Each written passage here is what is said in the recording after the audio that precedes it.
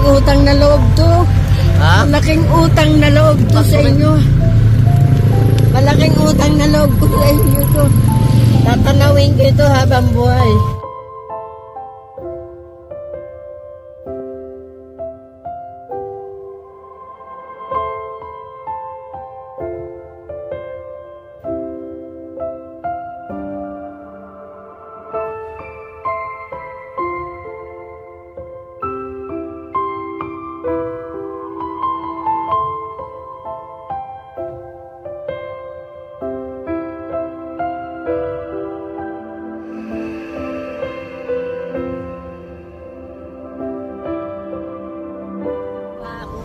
Oh, action agad. Ikaw lang ang nakakagawa sa akin ng ganyan.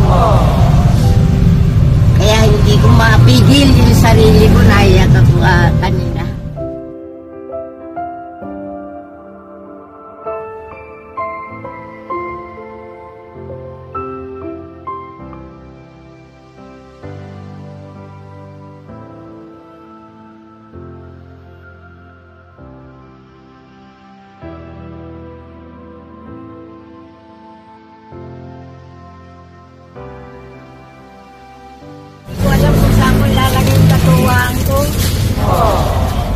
Mahiya, Nay. Naawa ako sa sarili ko. Bakit? May tumutulong na Mm. kagad-kagad na aksyonan. Opo. Action. Yung naululuha ako ulit. Oh, action agad. Ikaw lang ang nakakagawa sa akin ng ganyan. Kaya hindi ko mapigil yung sarili ko. Naiyak ako kanina. Ngayon naman, natutuwa ako sa kaligayahan.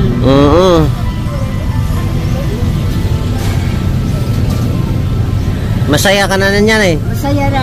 Umiyak ka eh. Hindi, kaya ako naiiyak sa katuwan. Ayun.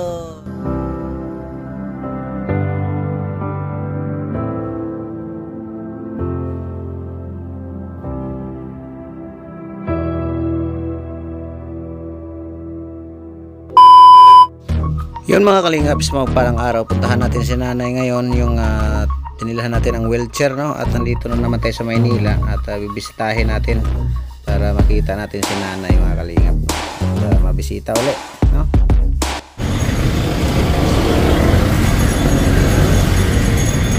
Nay, pwede magtanong, Nay? Yung nakatira ba doon na matanda, nasaan na kaya nalipat, Nay? Nasa ano na? Nasa bagong silang na. Bakit? Bagong silang? Kalookan, no? Ano nagkuha sa kanya dyan? Ano? Tulong-tulong kami tinulungan ko. Ano? Mas kausap ka. Tulong-tulong naman. Ano yun? Demolish? Ha?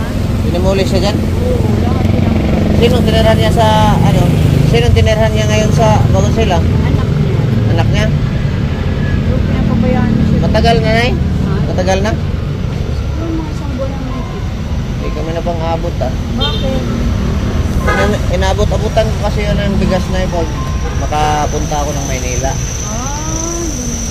Kaya hinahanap ko, wala na dyan. Binilhan ko nga rin ng wheelchair yun. Ay, sa'yo gan. Kaya pala sa Opo. inyo. Pasalamat daw sa mama na nagbigay ng wheelchair. Wala na pala si nanay. Kasi pag dito siya kawawa siya, babae, ulan, basa. Yun nga eh. Kawawa na. Wala na pala si nanay dito. Mga ilang buwan rin kasi ako na hindi nakaluwas dito. Galing po ako ng Bicol. Kaya, Nagda-drive ka ba? ha? Nagda-drive ka? Opo. Ito yung truck? Hindi po, yan po. Ito po. Ah, ito.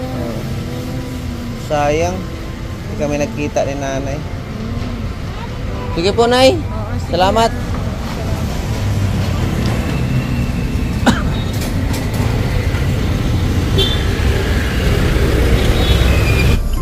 Yun mga kalingap, nakakalungkot pero wala naman tayong magagawa.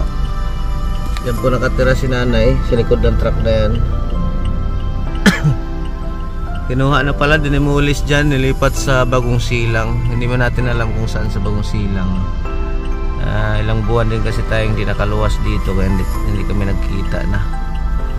Kaya yun, sana ay nasa mabuting kalagayan si nanay. At ang sabi naman doon ay anak niya ang magano. Anak niya, nandun daw sa anak niya. Sana nga po alagaan nila ng maayos dahil siyempre nanay nila yon. Diyan po yun, oh.